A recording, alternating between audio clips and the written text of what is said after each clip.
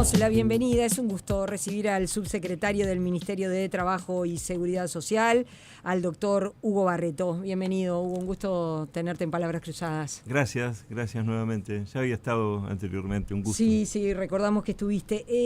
Hugo, estamos en medio de la negociación colectiva. De pronto no hay tanta información porque bueno, se está negociando. ¿Cómo observa el Ministerio de Trabajo la marcha de la negociación colectiva?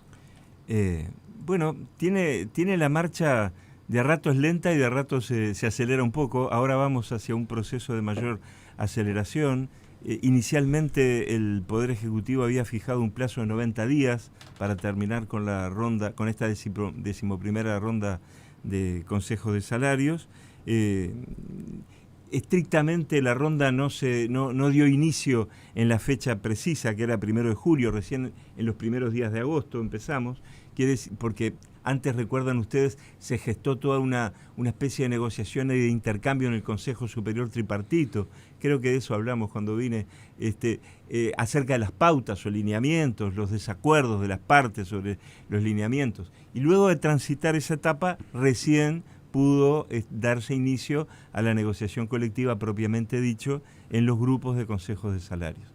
Quiere decir que estaríamos dentro del plazo de 90 días en la medida que no tuvo inicio en la fecha prevista inicialmente. En estos momentos es justamente donde se comienzan a cerrar algunos grupos. Esto es un proceso también porque se produce un acuerdo en la mesa, pero luego las partes deben ir a ratificarlo en sus respectivas organizaciones, los trabajadores en sus asambleas, bueno, los empleadores en los ámbitos que tengan, ¿verdad? Por lo tanto es un poco impreciso decir un porcentaje de cuántos hemos cerrado hasta el momento.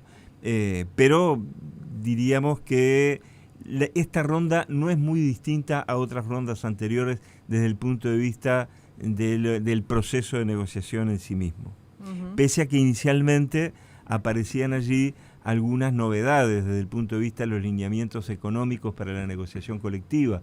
Ustedes recordarán este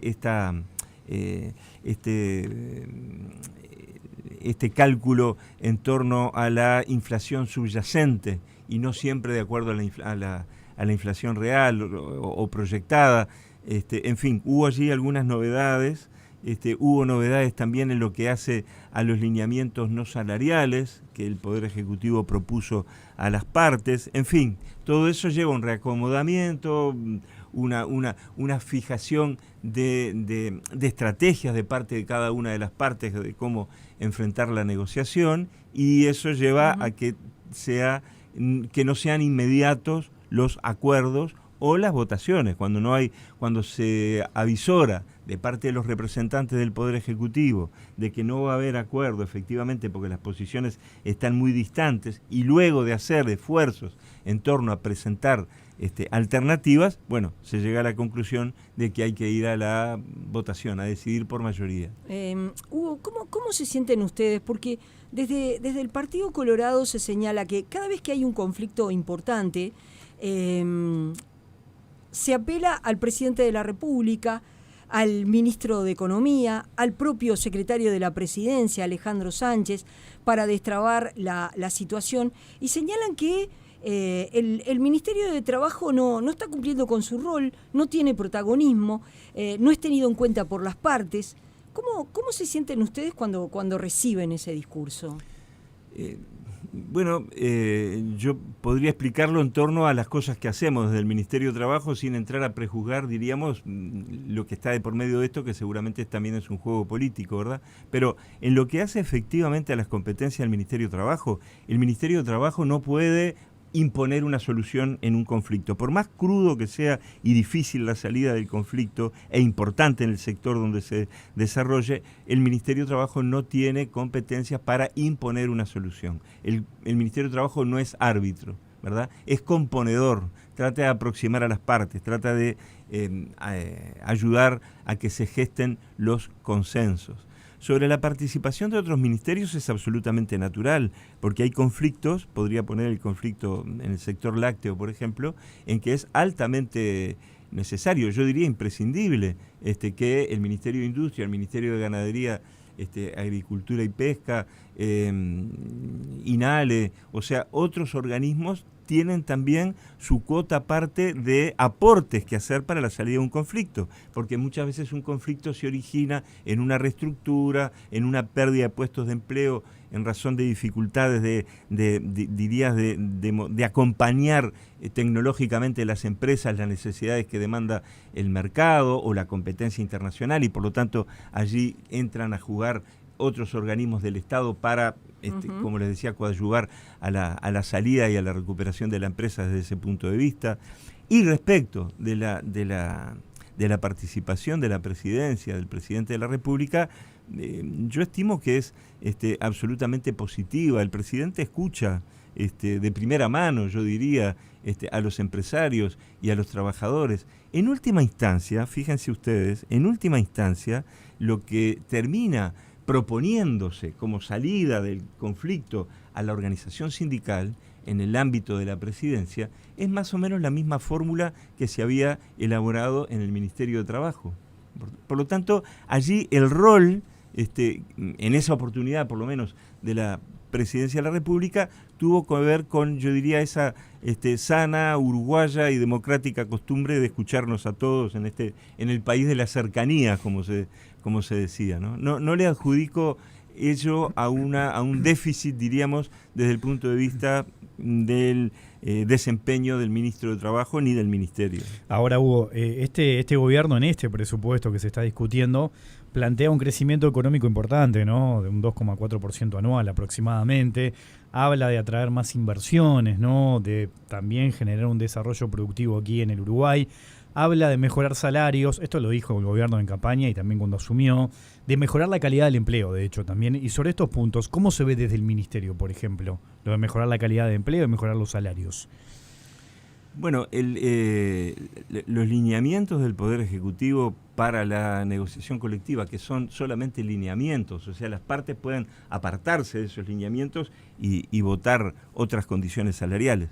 Pero los lineamientos del Poder Ejecutivo van en la dirección justamente de mejorar los ingresos de aquellas personas que tienen menor remuneración a cambio de su trabajo. Quiere decir que desde ese punto de vista el salario no es el único componente de la calidad del empleo, pero efectivamente hay que mejorar los niveles salariales del trabajador y sus familias, vaya si no es una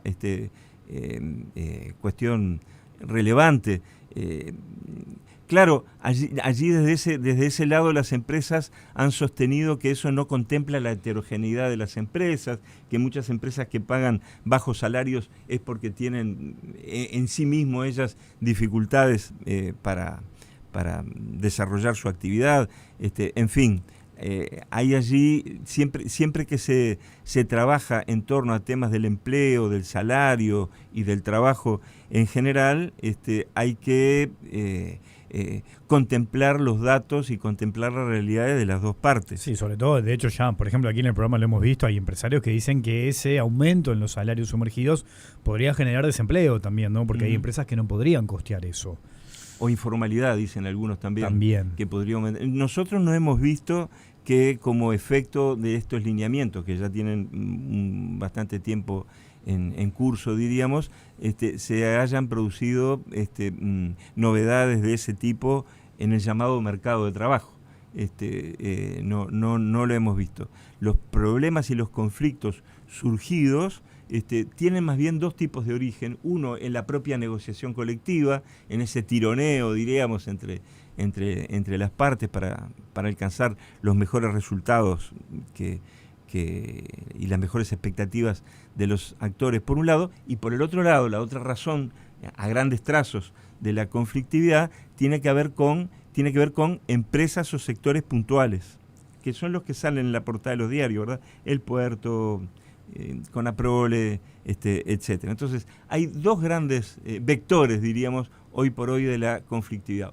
Una que es esperable, la de la negociación colectiva, y que es puntual, y la otra que es, diríamos, específica en relación a distinto tipo de causas o de motivos. en unos casos la innovación tecnológica, en otro caso la falta de innovación tecnológica y la pérdida de mercados, en fin, obedecen a la situación de cada empresa. Pero, reitero, para redondear la pregunta, no entiendo hasta el momento que haya signos en el empleo de una retracción o una corrida, diríamos así, hacia la informalidad por temor a la aplicación de los lineamientos. Por otra parte, y esto es muy importante, y cierro ahora sí, cuando una empresa no puede cumplir por alguna razón con lo que ha resuelto el Consejo de Salarios, siempre tiene el camino de lo que se llama corrientemente el descuelgue, o sea, presentarse ante el Consejo de Salarios a efectos de que se establezca una excepción o una inaplicación del laudo para aquellas empresas que no pueden cumplir con lo que se exige a nivel de la rama de actividad. Hay muchos oyentes pueden preguntarse si no puede haber un abuso de esa herramienta, digamos. ¿Cómo funcionan allí los controles? No ha ocurrido, ¿saben? No ha ocurrido que... Es más, tampoco se trata de un mecanismo muy recurrido, el de los llamados descuelgues. La ley no le llama descuelgue, pero para que se entienda, ¿verdad? Uh-huh. No ha sido, reitero, muy utilizado. Por lo tanto, mal podemos hablar de un mal uso de este instrumento. Por otro lado, la ley misma contempla la necesidad, o la obligación más bien, de las empresas que van a acudir a solicitar el descuelgue, que ofrezcan información suficiente, porque si no es muy difícil, diríamos, adoptar una decisión de ese rango, o sea, inaplicar un convenio, una resolución de Consejo de Salarios, inaplicarlo por la sola expresión de una empresa y que no puede cumplirlo. Tiene que, diríamos, mostrar información suficiente en ese sentido. Uh-huh. La situación del puerto, porque nos consta que empezó la negociación, son 10 días, aceptaron las partes sentarse a negociar, el conflicto se inicia con la incorporación por parte de la empresa de un software, algo que es muy extendido en el mundo, que tiene muchos años en otros puertos uh-huh. del mundo, pero bueno, su incorporación generó allí un conflicto, aunque la empresa dijo no se van a ver afectadas las fuentes de trabajo, los trabajadores entienden que a la larga va a afectar las fuentes laborales.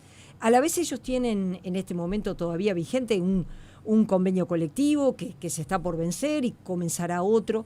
¿El Ministerio entiende que es razonable incorporar en la negociación colectiva precisamente que la empresa haya comprado este software que modifica la forma de trabajar? Yo entiendo que una innovación tecnológica merece, desde luego, tener, sin afectar el poder directivo de la empresa, porque lo que persigue la empresa es seguramente mejorar su desempeño, etcétera, y eso puede tener efectos o tiene efectos positivos, pero eso no implica que los efectos laborales de la innovación tecnológica no puedan, y yo diría deban ser parte de una negociación con el interlocutor laboral o con el interlocutor que representa a los trabajadores. Quiere decir que desde ese lado uno no podría sorprenderse de que una innovación tecnológica del rango que la empresa ha implementado no tenga que tener, como les decía, necesariamente un reflejo en ciertos cambios en las condiciones de trabajo, que de hecho va a afectar, diríamos en el buen sentido, va a incidir, diríamos, en los puestos de trabajo, porque cambia las condiciones del manejo del software para los trabajadores. Por lo tanto, hay un primer efecto. ¿Cuál es ese efecto? La necesidad de formar, ¿verdad? La necesidad de adaptar a los trabajadores a esos cambios. Un segundo efecto es el que usted decía, las seguridades que debe darse de que esa innovación tecnológica no afecte el empleo, la cantidad, a la larga la cantidad lo va de empleo. A afectar. Bueno, estos procesos se inician, diríamos, en un cierto estándar de la innovación tecnológica, pero luego van progresando. Los trabajadores lo que han manifestado en este conflicto es que si bien la empresa está dispuesta a reconocer la estabilidad o la no pérdida, más que la estabilidad, la no pérdida de puestos de trabajo por la innovación, por el impacto de esta innovación, los trabajadores sostienen justamente que en ejemplos que ellos conocen de aplicación de este software en otros países, a la larga o a mediano plazo ha provocado disminución de puestos de trabajo o al menos disminución de ingresos. Esto, diríamos, hace parte del debate que hoy por hoy se está produciendo en el Ministerio de Trabajo a partir de esta apertura de una nueva instancia de negociación. Yo diría que son las dos cosas, perdona, sí. Las dos cosas, tanto la necesidad de salvaguardar los puestos de trabajo por un lado y la adaptación de los trabajadores al nuevo sistema, como los impactos más puntuales en las condiciones de trabajo, a partir de los cuales apareció esta propuesta de los trabajadores inicialmente de la rebaja del tiempo de trabajo. Estamos conversando con el doctor Hugo Barreto, subsecretario del Ministerio de Trabajo y Seguridad Social. Hacemos una pequeña pausa y ya seguimos. Estamos conversando con el doctor Hugo Barreto, subsecretario del Ministerio de Trabajo y Seguridad Social. Hablábamos que en este momento en el Ministerio de Trabajo está la negociación entre la empresa y los trabajadores portuarios en estos 10 días que se han dado. Comenzaron el lunes, aún faltan algunos días más.